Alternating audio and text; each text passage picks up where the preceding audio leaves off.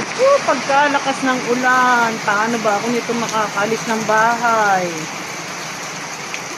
Diyos ko po. Kita nyo naman ang aking partner. Oh, hindi talaga nagpapapigil kahit maulan. Ang lupa ay binubungkal. Yan, ang gusto niyang buhay.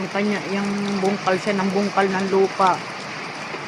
At magpapalay na naman siya. Kahit kami hindi kumita sa palay, ipagpapatuloy pa rin. Yan, ganyan siya katyaga. Lalaban daw at lalaban malaang para sa kinabukasan. Try and try daw. Try and try until we succeed. Yan ang kanyang panuntunan sa buhay. Ayaw niyang magpapigil sa ulanan. O, tingnan niyo. Habang naghihintay siya ng kanyang mga kasama diyan sa pagbubungkal ng lupa, siya daw muna. Yan, ganyan siya kadesidido sa buhay.